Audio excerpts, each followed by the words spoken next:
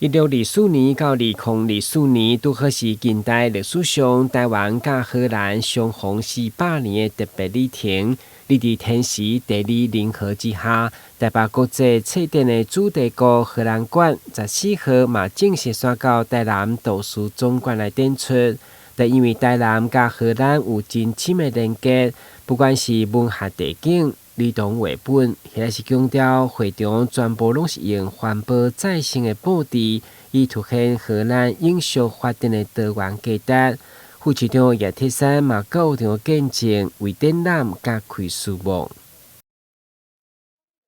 1624年，荷兰来到台南，跟台南相遇了。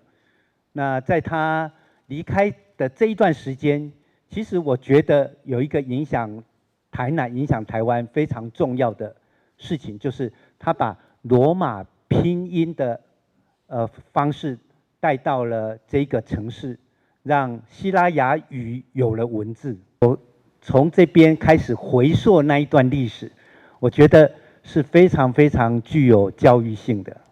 透过文化部台北册展基金会以及台南市政府甲规划单位荷兰建筑师事务所的合作，将台北国际册展伫台南彰显，互更较侪人认识荷兰的文化，欢喜享受阅读。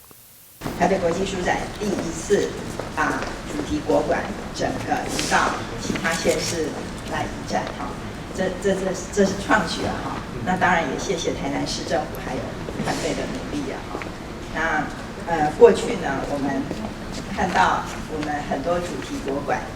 但是今年不一样的就是说，荷兰的主题国馆它是利用可回收以及可以循环的材质，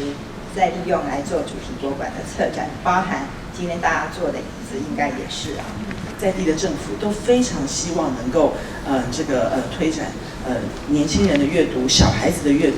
那我觉得用这个书展的延伸，再带到每一个市政府来再带到每一个地方来，这是一个非常好的 model。我相信就是说，在台湾各个年龄层的人走进来这里，他就会有一个不一样的体验。册展将伫3月14号到4月28号为止，欢迎民众把握机会来感受台南甲荷兰的历史、现在甲未来。台南新闻阮吉采访报道。